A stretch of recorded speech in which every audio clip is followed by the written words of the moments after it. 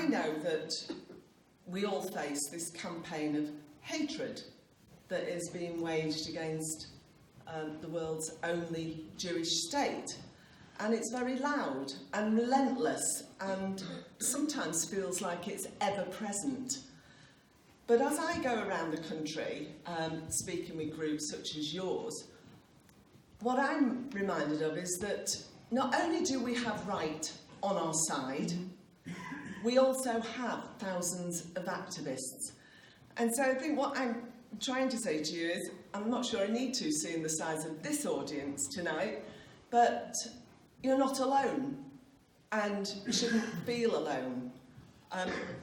There are activists working through political parties, grassroots groups, churches, other civil society organisations, all making, I think, the same case that the Jewish people have the right to self-determination in their historic homeland, and that Israel has a right to live in peace alongside its neighbours.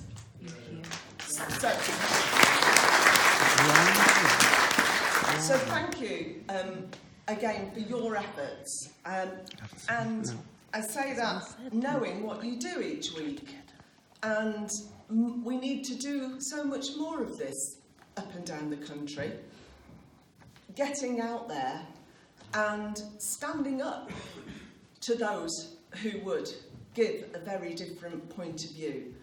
And I know you've had contact with Stand With Us, and I've done quite a lot of work with Stand With Us, and I think they are such a brilliant organisation. And it's only right if we're asking young people on campus to stand up to some of the most pernicious racism, some of the most appalling anti-Semitism, that we get out and we stand up to it too. And we do that together in solidarity. And for me, one of the most important characteristics in politics is not tribalism. I didn't join the Labour Party to be in a tribe, or because I might like the colour red or something, but you develop a loyalty. But it's solidarity, working together to support each other to achieve those common aims based on those values and principles that we commit to. And that, for me, is what politics is all about. And if it isn't about speaking the truth when that moment comes, about standing up for your beliefs and having the courage of your conviction, then I don't know what politics is for. And I just think people who won't or can't do that shouldn't. So you'll be aware that I left the Labour Party in February. 38 years is a very long time, and I'm not going to pretend it wasn't a hard thing to do. It was. Those few days leading up to do it, obviously I've been talking about it for some time with people very close to me, like Ian Austin. But, you know, leading up to it, those last couple of days, they're very, very difficult, because you've got to the point where you know what you need to do.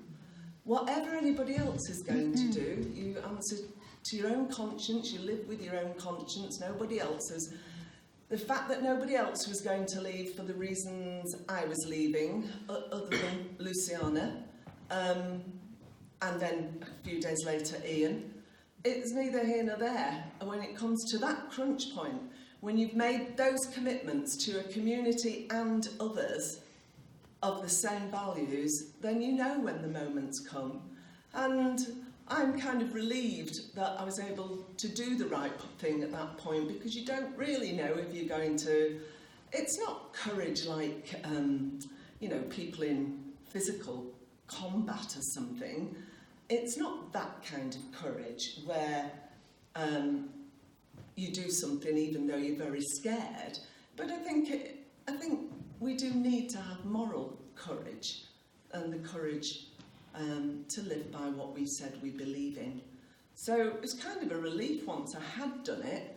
First of all, I could say the things I really thought. I didn't want to be suspended from the Labour Party, because I wanted to do it on my terms, so that the message I had to give was not in retaliation for something, but because of the things I believed and because of what was happening in the Labour Party.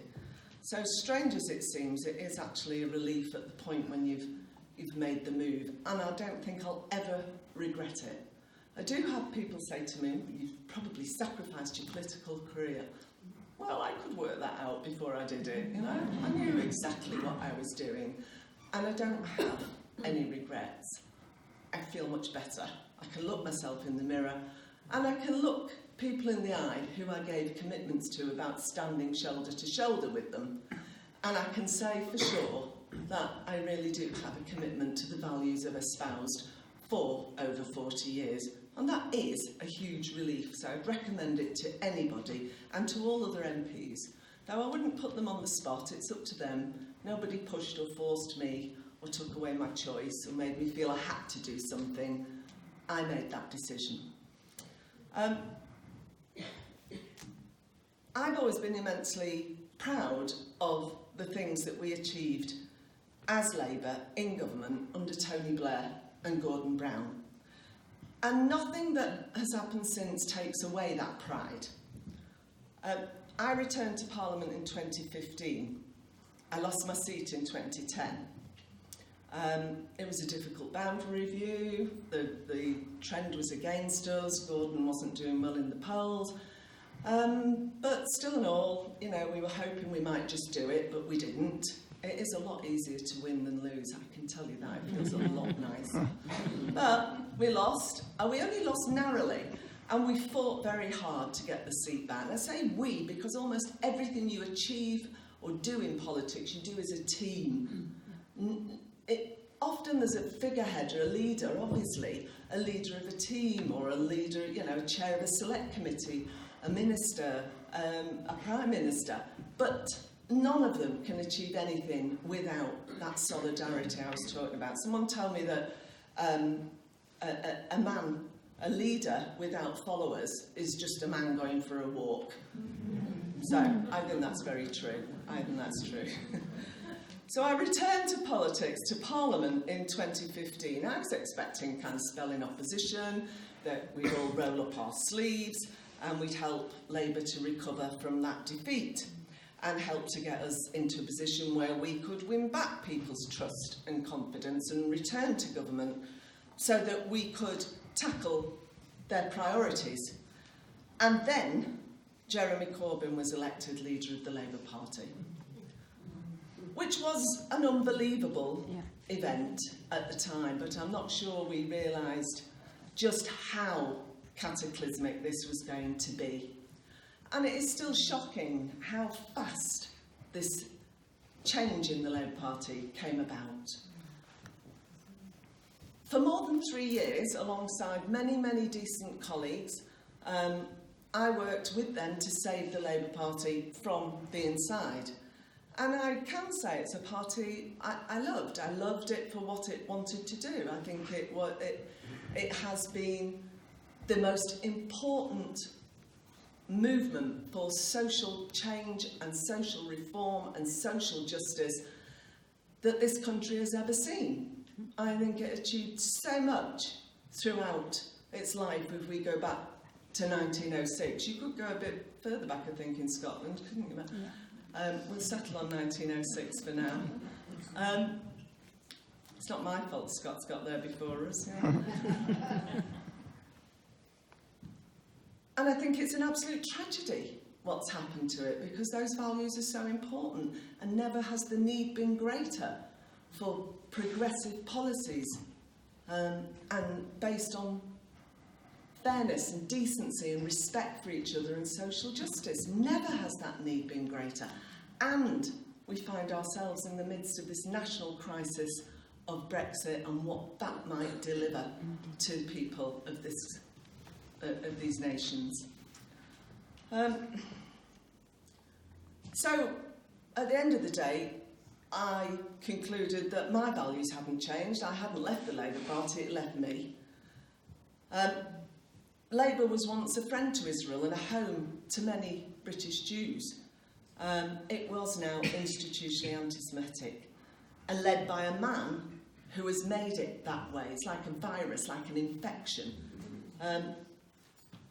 After watching, there was a trigger for me leaving obviously I've been Chair of Labour Friends of Israel since 2015, and I became a supporter of Labour Friends of Israel. It's a parliamentary organisation in the main. It has a mailing list, but its supporters are all members of Parliament. It's not an affiliate of the Labour Party, which is why I remain chair at present, much to the intense irritation of Jeremy Corbyn. Petty, isn't it? But still, small things.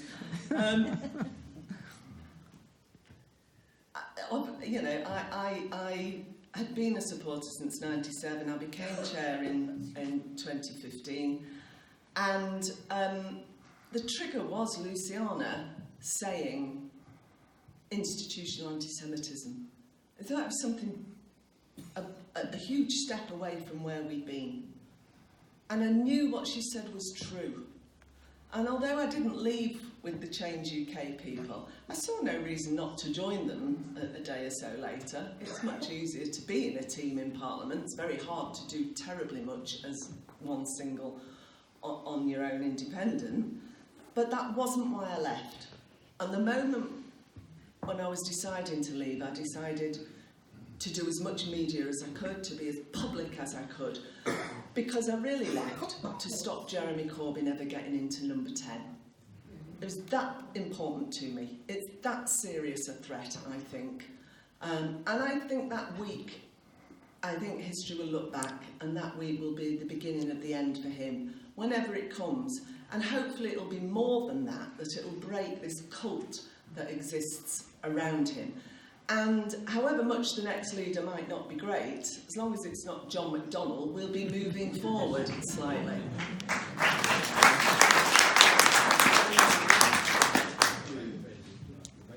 So it's also a great relief, because I could no longer tell my constituents to vote Labour and to put Jeremy Corbyn into number 10.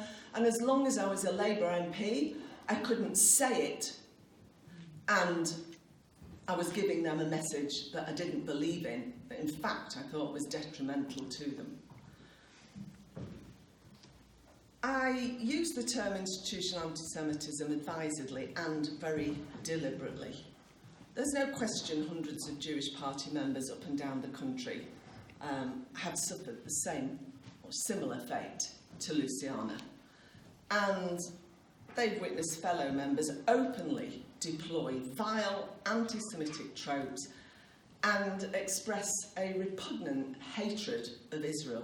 And they've seen those anti-Semites go totally unpunished in comparison to other people with minor misdemeanours in party terms that are not about being vile or racist towards anyone, not be called to, not in any shape or form be punished at all. So if you want to make anti-Semitic remarks about someone in the party, you can do that unless there's enough of a storm caused that the party have to act. But if you just want to say something you think about a particular policy area, you might find yourself out on a limb and suspended for no good reason. And I know so many decent Labour Party members who've been suspended for almost nothing. And they live in this suspended limbo month after month after month. And lots of them are young members as well. It's a disgrace. And they're being persecuted, whilst people who say some of the most unbelievable things that could never be reconciled with Labour values are allowed to go on and say those things time and time again, to run meetings, to get elected, to put themselves forward for office, and to work very hard to deselect other good and decent members. And we're told that the racism that we've witnessed simply doesn't exist. And their motivations for calling it out are somewhat suspect. The notion of institutional racism, that was first outlined in 1999 in the police inquiry, the public inquiry into the failure of London's Metropolitan Police to deal with the racist murder of Stephen Lawrence. Do you remember how big an issue that was and how serious that was? And the Macpherson report. That inquiry defined institutional racism as the collective failure of an organisation to provide an appropriate and professional service to people because of their colour, culture or ethnic origin. It said that failure can be seen or detected in processes, attitudes and behaviour which amount to discrimination through unwitting prejudice, ignorance, thoughtlessness and racist stereotyping which disadvantage minority ethnic people. And it suggested it persists because of the failure of the organisation to openly and adequately to recognise and address the existence and causes by policy, example and leadership. Many of you will have heard of Professor Alan Johnson, who has argued that there is no question, after he has studied 130 individual cases of alleged anti-Semitism in the party, that Labour clearly meets that criteria. So we don't need to question Luciana's conclusion on the basis of our own personal experience, a young Jewish woman MP driven out of the Labour Party by abuse. We don't need to question, was she right to make that leap from the notion that it's a few bad apples to its institutional anti-Semitism, institutional racism. There is so much evidence that that is exactly what we're dealing with.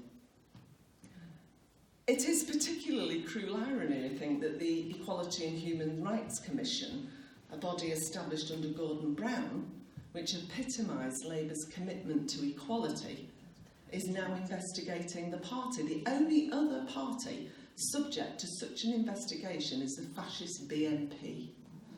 And I'm sure you're all going to be aware of the documentary on Wednesday. And that's an important landmark documentary. This party, this Labour Party, sadly, is not fit, morally or politically, to govern Britain or any country. And we live in a democracy at the moment, and we need to say so. We need to say it is not fit to govern. It's not just Jeremy Corbyn. If a new leader is going to emerge, be elected, they need to know that what's happening to him will happen to them if they don't change the Labour Party. So I could no longer, by representing Labour and campaigning for it, suggest that it was fit to govern. I'm often asked if I think that Jeremy Corbyn is an anti-Semite. And my answer to that is that I don't believe that you can separate the terrible crisis that besets Labour from his own behaviour and beliefs. His well-documented associations with a string of Holocaust deniers, terrorists and anti-Semites, I think has blinded him to the nature of modern-day anti-Jewish hatred. His beliefs in his own moral rectitude and his impeccable anti-racist credentials makes it impossible for him to engage with the crisis that has enveloped Labour. It prevents him from taking any personal responsibility and accepting the hard truth that many of his actions have led huge numbers of British Jews to conclude that he is an anti-Semite. But without such engagement and recognition, there's no real possibility of change. He cannot be the agent of change.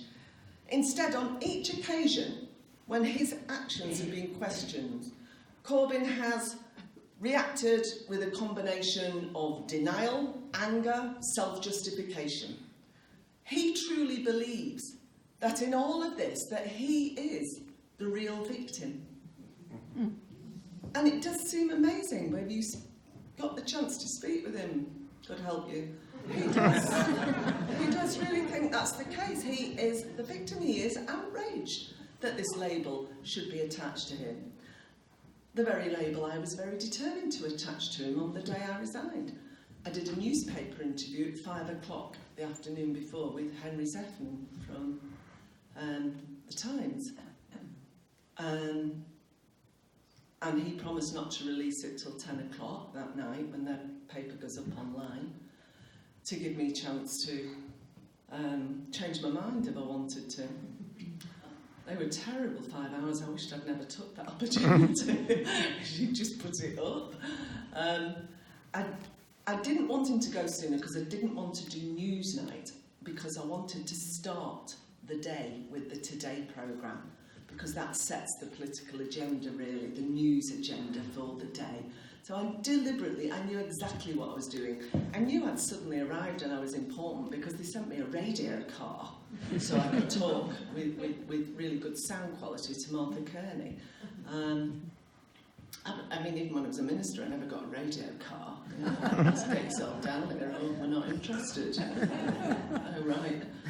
So this car pulls up on the front, and then during that day I did I can't remember how many interviews, people like Vanessa Phelps, and endless news. Sky News sent a satellite van to my constituency. I said, I want you to do it here. And they said, why there?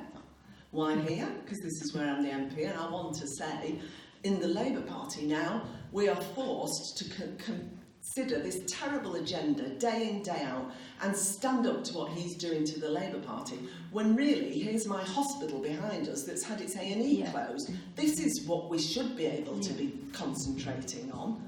So they came along with a huge satellite van. I thought, I should have done this years ago. They didn't really have the cause to, so.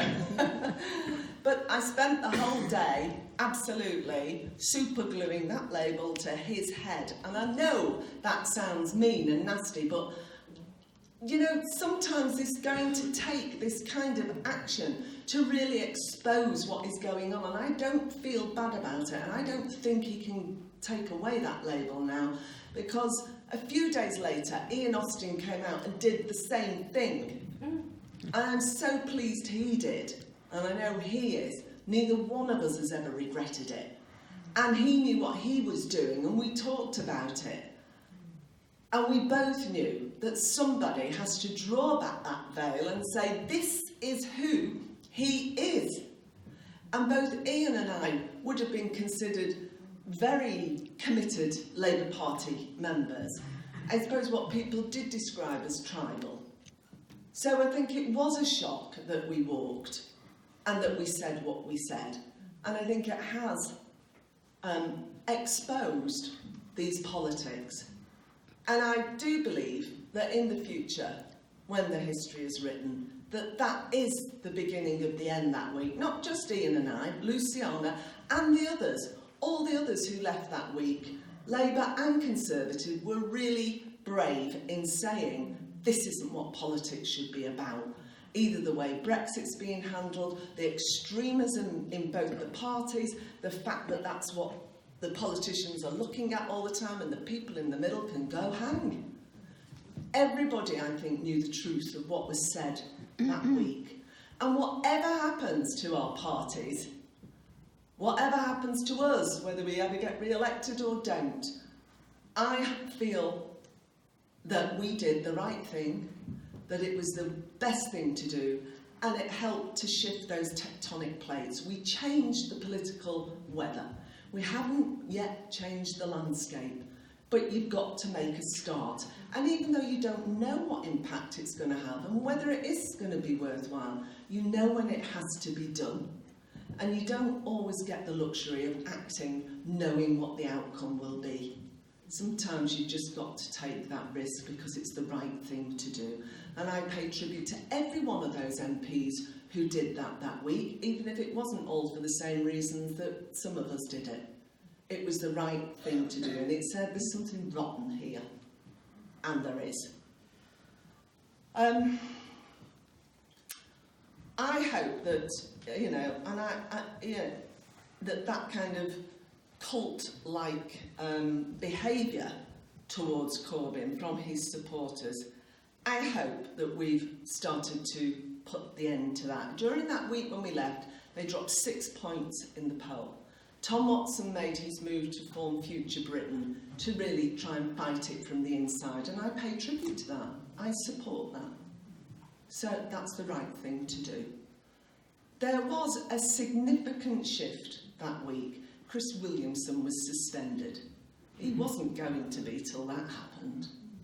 So I think that difference. And sometimes, you know, when you took a risk and you feel good about it, I think it's okay to say, I think that worked, because we want to encourage other people to do the next bit. But Corbyn's behaviour in relation to anti-Semitism is not some kind of accident.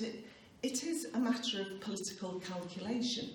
I know people see him as a kind of avuncular figure.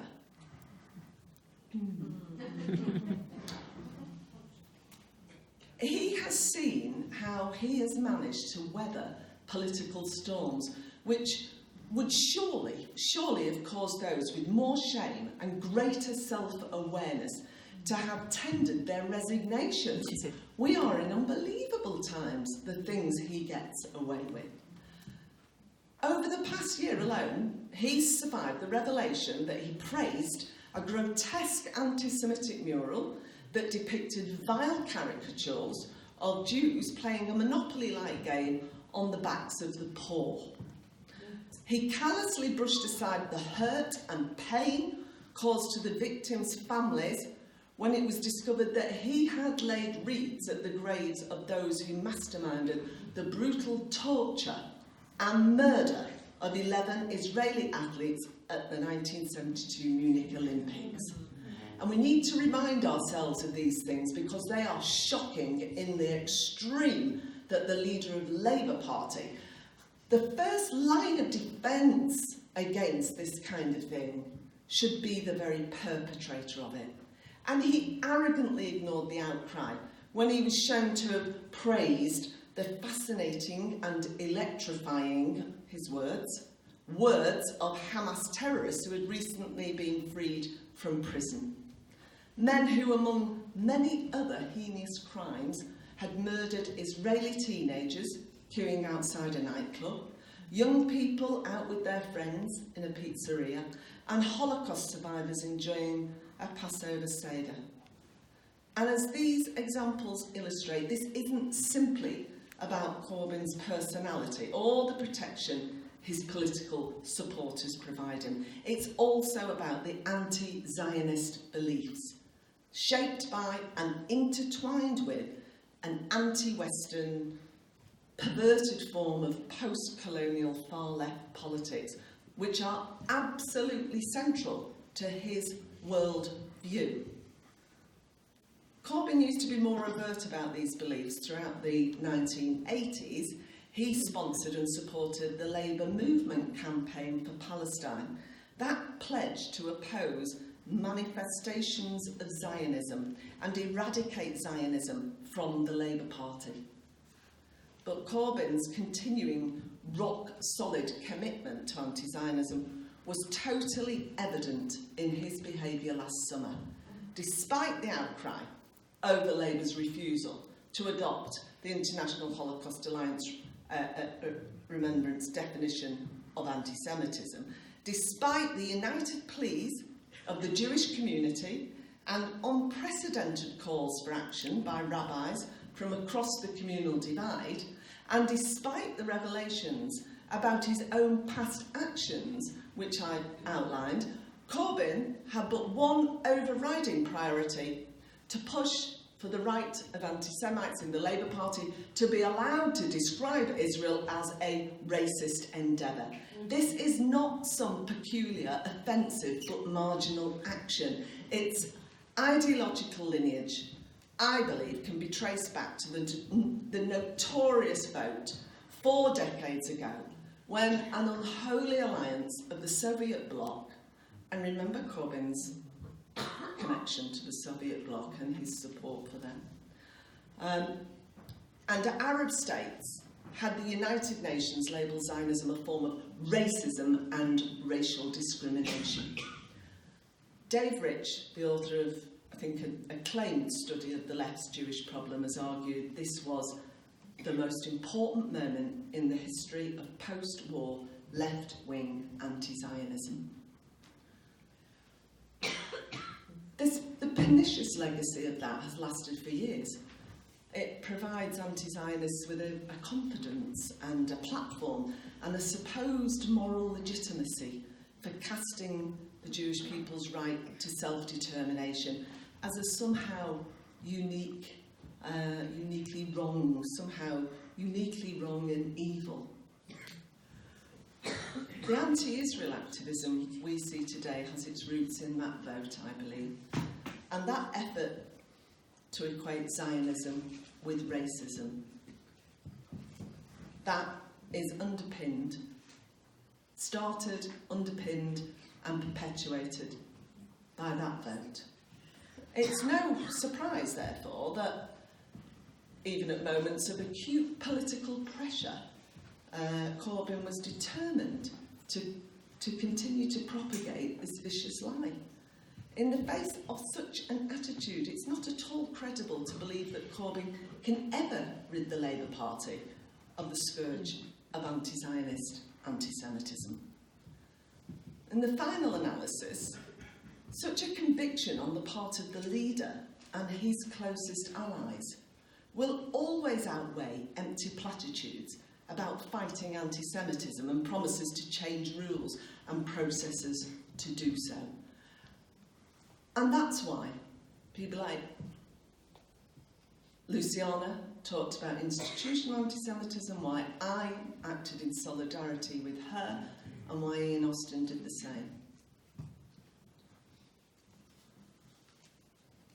Since I left the Labour Party, I've spoken frequently about what I've learned about the problems of anti-Semitism within it.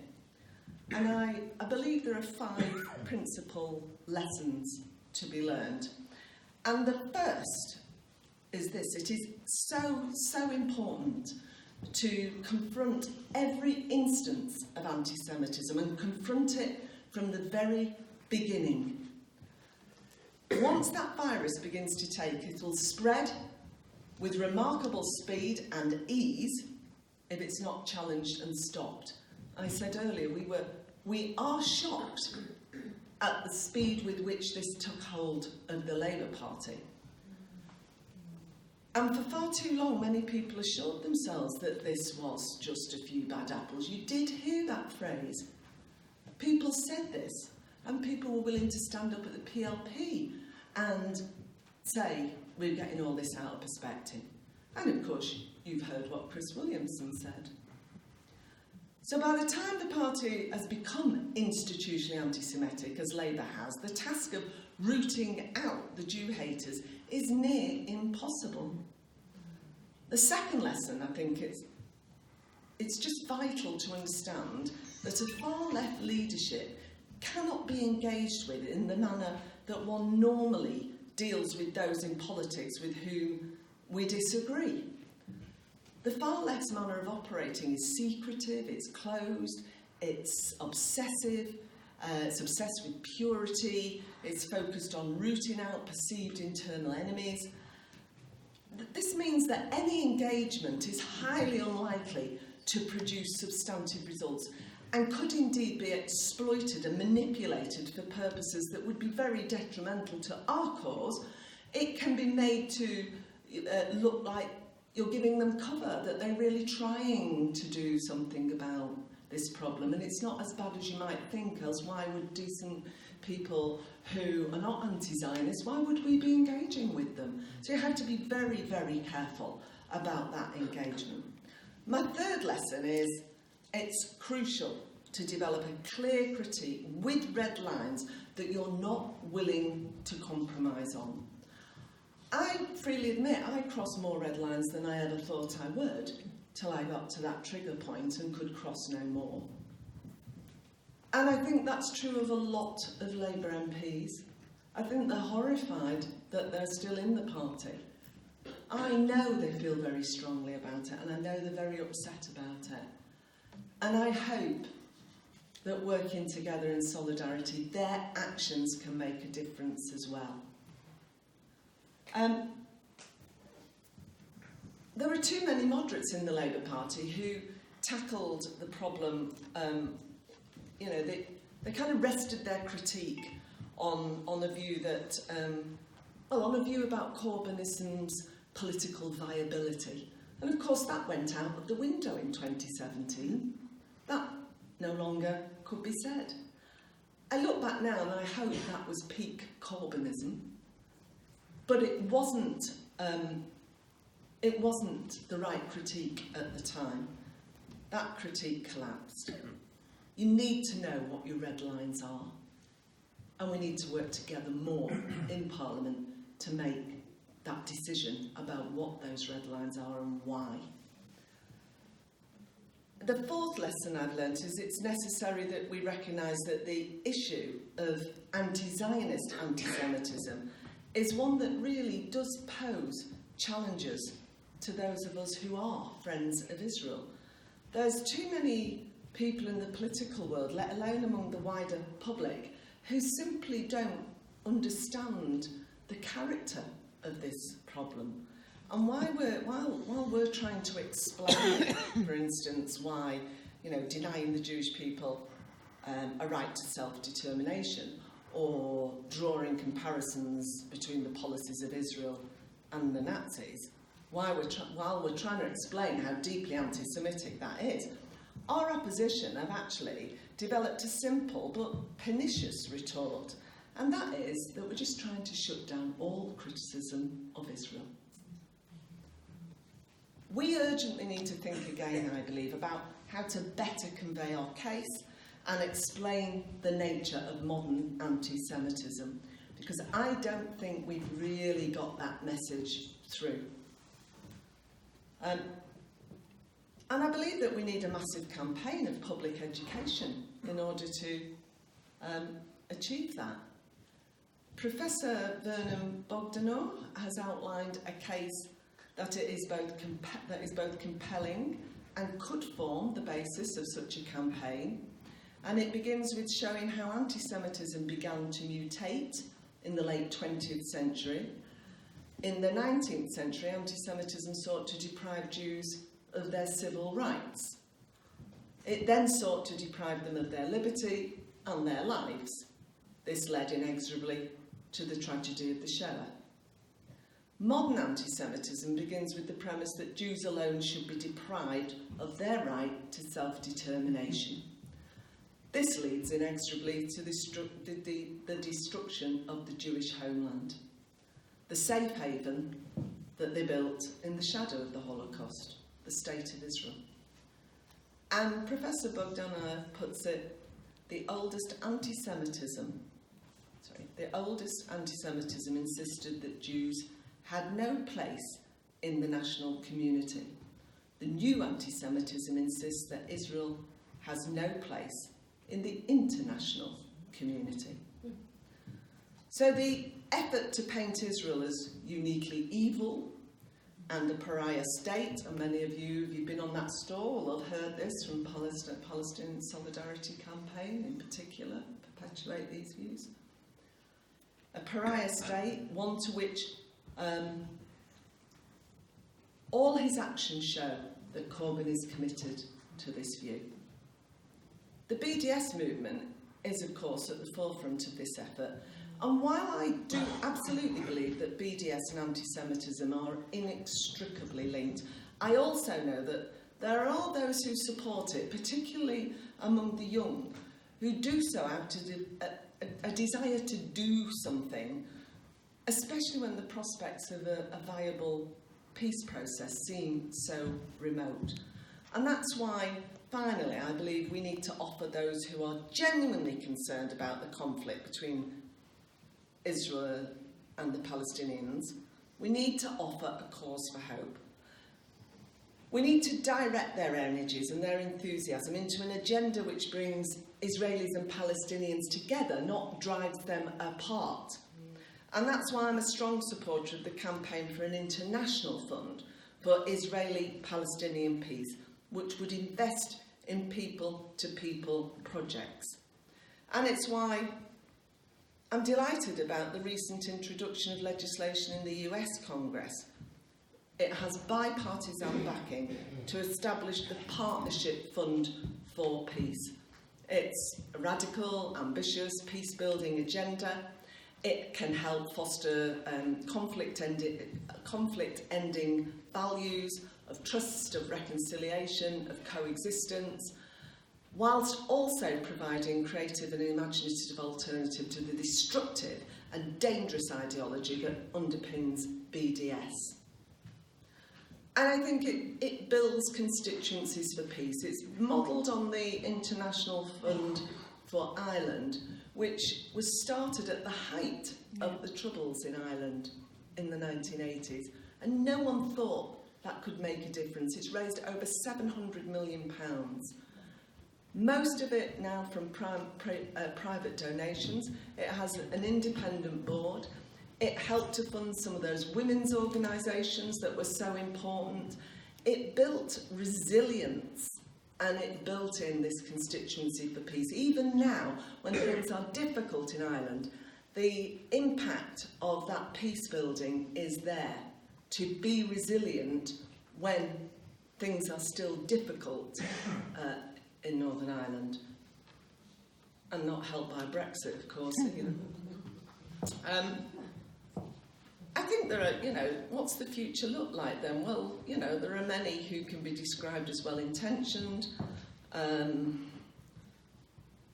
who maybe have no interest in coexistence, peace, and a two-state solution. Their goal, I think, is, the destruction of the state of Israel. I don't think Jeremy Corbyn or his followers are well-intentioned. And I know there are those who think they are, and this needs to be revealed. I believe that were he to make it to Downing Street and the clique of Marxists and Trotskyists who surround him, it would be exceptionally dangerous.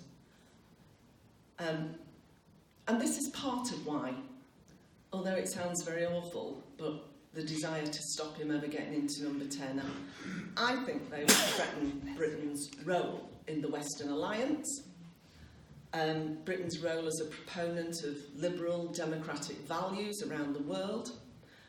I think they would gleefully wreck Britain's increasingly close relationship with Israel, destroying the many bonds that exist between our two countries.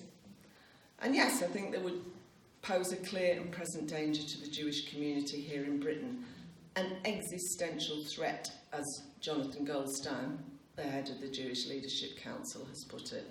What is it? What do I mean by that? I don't think anybody's suggesting that the Corbyn government would strip Jews of their civil rights, but it would endanger their right to equal treatment by the state. Given how Labour has treated anti-Semitism within its own ranks, for instance, I think we can be sure that anti-Jewish hatred would be treated differently, perhaps more leniently than other forms of racism. Jewish students who already face a tough time on some campuses are likely to find the atmosphere darken, I would suggest, with the government siding with their tormentors. And I think we can expect the voice of the tiny minority of Corbyn-supporting anti-Zionist hard-left Jews to be elevated above those of the vast majority of the Jewish community. And of course, given the strong attachment British Jews naturally feel towards Israel, it will be a Corbyn administration's overt hostility towards the Jewish state that will lie at the heart of tensions between it and the community. In practical terms, we'd see the sympathies the Labour frontbench currently displays turned into the UK's foreign and diplomatic policies. The UK would join those states intent on demonising and delegitimising the state of Israel at every point and turn. And it would be lined up behind every UN resolution which attacks the Jewish state, no matter how one-sided, no matter how inflammatory the language. And it would back every international effort aimed at isolating Israel. Naturally, the far less anti-imperialist sympathies would see a warming in relations with states such as Iran. Corbyn himself has in the past made clear his desire for Britain to establish normal, proper, good relations with Iran, which means an end of sanctions and full diplomatic recognition. And we can expect the contrast between Labour's rush to condemn Israeli actions in Gaza and its calls for caution and care when condemning the Assad regime's war crimes or Tehran's abuses of human rights, to be even starker when it has the full weight of the Foreign Office and the UK's governmental and diplomatic machine behind it. Unsurprisingly, I don't think Israel would be keen on sharing vital intelligence with a government such as that, which is strengthening its ties with Israel's enemies, nor, I doubt, would Israel consider a government led by a man who's described Hamas and Hezbollah as friends to be a reliable ally in the fight against terrorism. And finally, economic, academic, cultural ties between Britain and Israel, they're likely to be swiftly cut.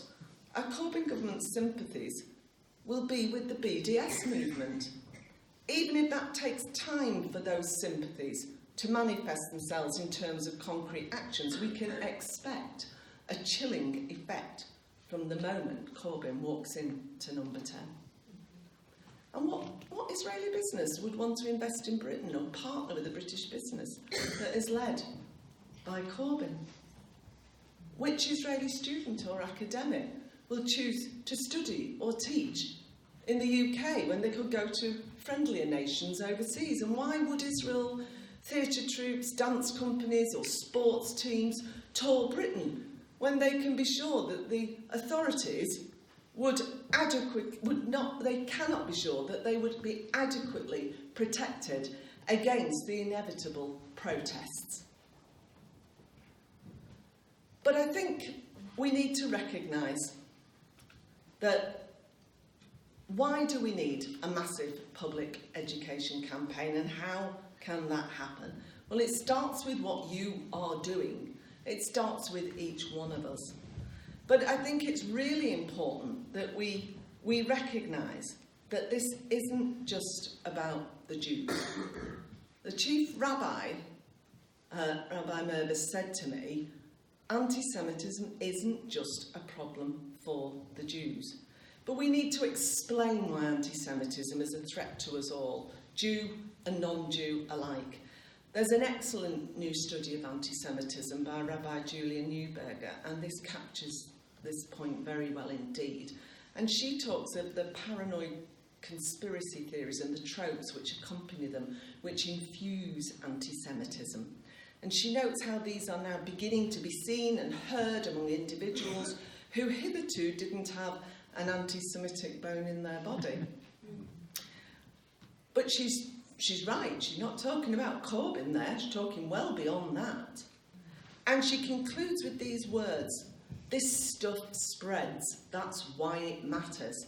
It matters because it smells, it rots the body politic, it leads to worse, and it renders rational thought incapable in the face of an ineluctable active theory of why they are to blame. It destroys normal, rational, evidence-based thought. We have defined the problem, we have understood the danger, and now we must take it on and defeat it. We must find the words and we must educate. And I finish on this point.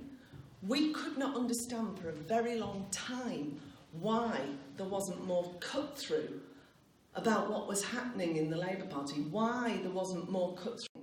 Did a series of focus groups, and they came back and they said to us, when we do the focus groups and we say anti-Semitism, there's a kind of reaction. But when we say racism against Jews, then there's a real reaction. Then people say, no, that's not something I think the British character is willing to tolerate. I think British people are good and decent people fundamentally and committed to a liberal democracy. And we've got to educate them, and it starts with us and everything that we can do. And if we ever thought one individual can't make a difference, we only all have to look back in history at many examples, and we only have to look at this cult that has existed around Corbyn. Each and every one of us can make a real difference. We might not be the leader, we might not be going to be the person who's celebrated or gets to speak at Glastonbury, but we might well be the person that turns somebody else on who is going to be that person. And every time you speak to someone, never ever underestimate the power and the influence of word of mouth. Thank you.